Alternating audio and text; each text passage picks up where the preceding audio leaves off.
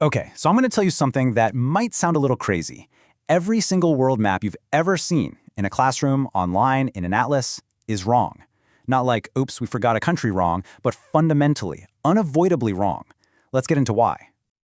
To really get our heads around this, we actually need to start a lot closer to home. In fact, we're going to start inside your own mind.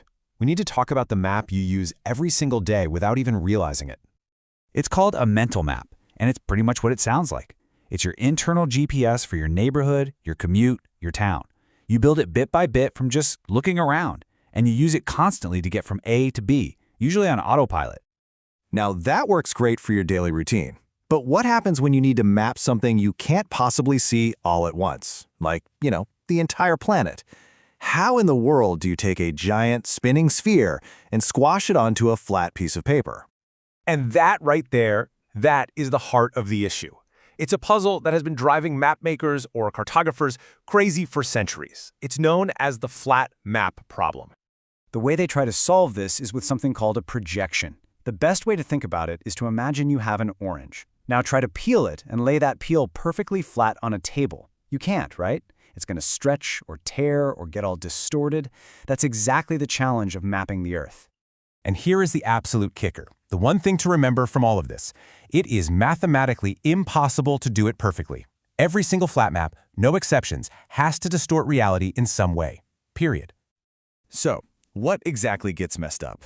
Well, it usually comes down to four key things: the true distance between two places, the actual shape of a landmass, its total area or size, and the correct compass direction. Every map is a choice about which of these you're willing to sacrifice to save the others. And this is where it gets really interesting, because these different choices create completely different views of our planet.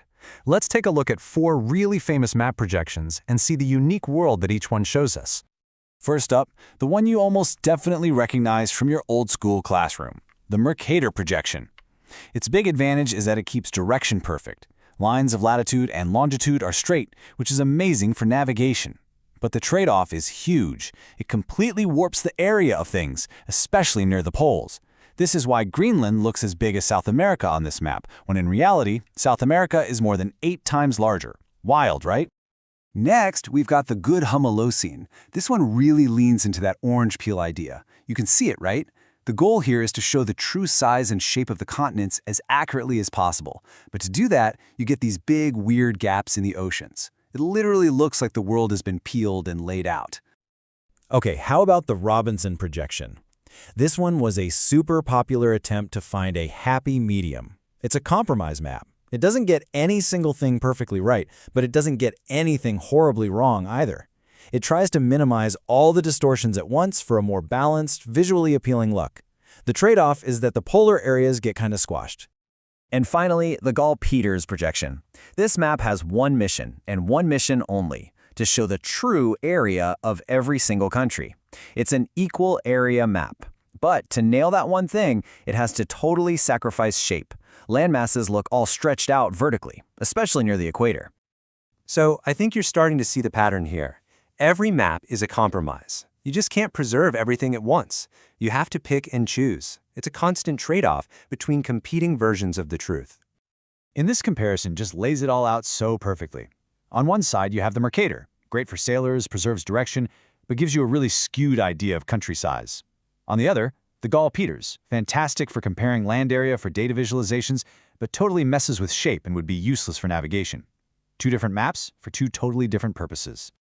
All of this leads to one single profound conclusion. It's something that's really easy to forget when we look at a map, but it is so important to remember. The map is not reality. It's a representation of reality. So here it is, the main point. There's no such thing as a single true map.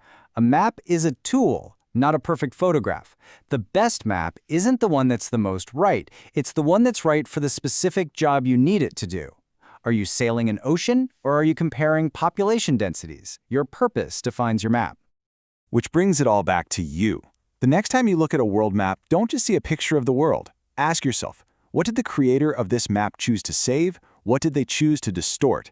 And if every single map has a built-in bias, what does that bias say about the world it's trying to show you?